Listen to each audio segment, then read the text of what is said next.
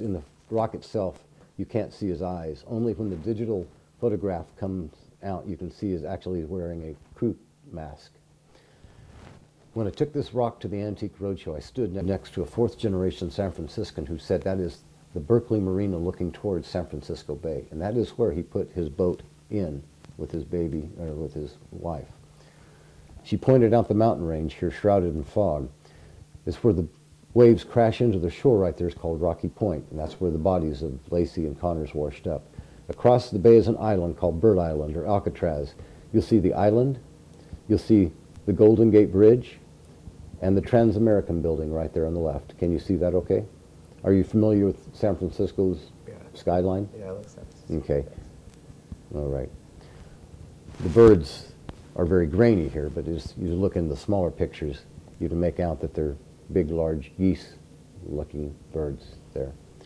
Now, they dredged the bay looking for the rock that he had made in his garage that held the bodies down. They knew it was round and made out of concrete. They never found it. But right underneath his boat, swirling right there in the bottom of the bay, you'll see it. When Connors, the baby, excuse me, you know, after presenting this thousands of times, the story still is just as hard on me as the first time I did it. It just really, really grabs me. So, excuse me. When Connors, the baby, was found, he had plastic entangled around his neck, some kind of crime tape. You'll see the top of his cranium. You'll see the wing off the back of his neck. You'll see his little worried eyes, and you'll see his raised eyelid, and then you'll see a very calm third eye right there. His mother, Lacey, was decapitated. The rock indicates that by putting a shawl over the top of her head. Looking sideways like the baby in Madonna, you'll see the top of her head and her shoulders. A shawl is covering her forehead and her face, and you'll see her thumb and her hand under her bowed head, like she's praying. They proved it was Connor by DNA. Before they had DNA, they'd say, "You have your father's eyes."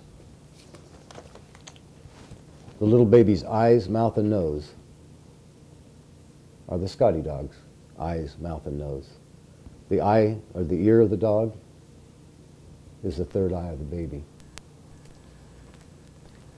People always say, well, these things have already happened. Show me something that hasn't happened yet. So 2 weeks before the Japan earthquake happened, I went to the rock and I looked at it. And I noticed at the bottom of the rock, which would be the Berkeley Marina, there's a crack coming up. San Andreas Fault stops where the Berkeley Marina begins. I did not know that. Yes. I'm learning all these things as I talk to other people also. Yes, it does. Where the waves crash into the shore and go up over the mountain range into Marin County, then you'll see the international sign for nuclear waste, the three little triangles right there, and then you'll see a cluster of them right next to the baby's cheek. Right after that, we had an earthquake, a tsunami, and a radiation leak. However, that was in Japan, and this is San Francisco. So I had to go back and I had to look and see what I think is going to happen. You'll see a large mushroom cloud forming up over the city. You'll see spiral nebulae, the forming of new stars. You'll see the horseshoe nebulae that was just discovered. You'll see a little black hole that sucked in all the light around it. You'll see the Milky Way galaxy right there. What is this? Well, I believe it could be one of three things. I hope it's not a nuclear mushroom cloud. It's obvious that it shouldn't be a tornado because we're in California. Not ruling that one out. But what I see coming down is the cosmos. I see the falling of stars and debris. You know, could it be Planet X that they've been talking about? You know, has this rock actually foreseen all these things? So, Yeah. why does it matter? Why does it matter that you see that stuff? You know, that's the only question that I haven't really got an answer for. Why does this matter? Why would it matter that of all the kabillions of rocks that are in the world, that one rock pops into a guy's hand and he's able to show what's going on in the news in the year 2000 to 2011?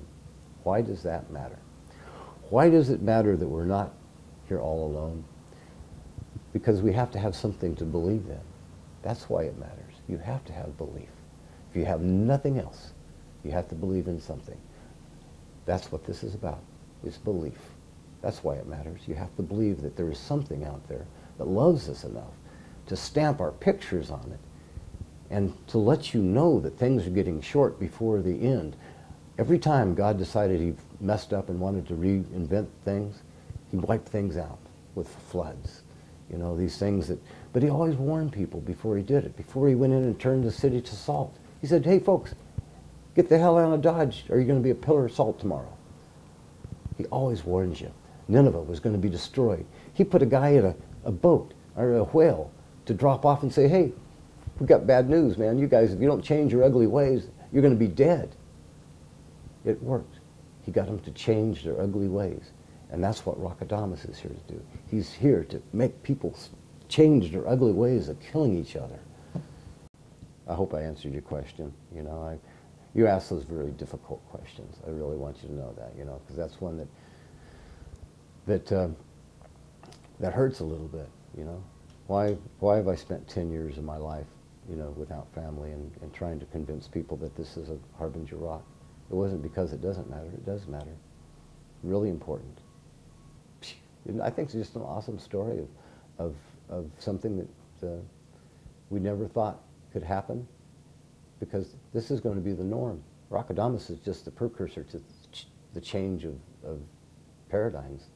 We're going to start talking to trees and to water.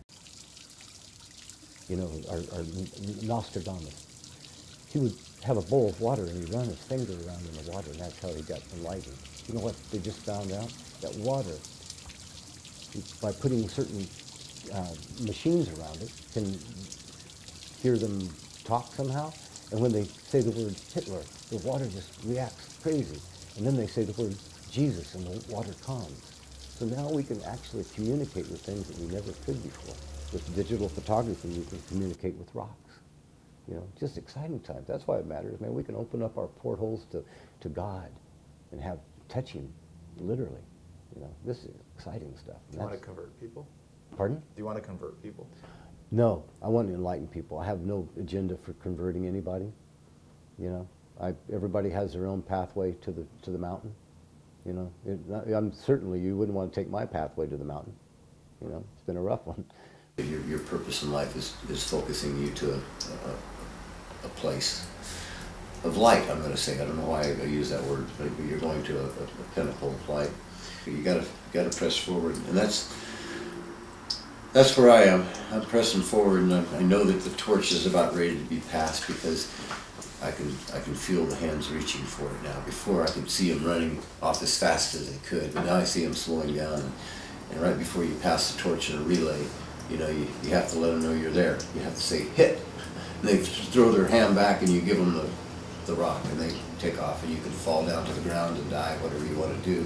But you have to finish that last pass. So anyway, I'm feeling like I'm making that last effort. I wish we had really quality photographs to leave you, you know, that would work for video. Okay. Bye-bye. Bye, Dad. Merry Christmas. Merry Christmas.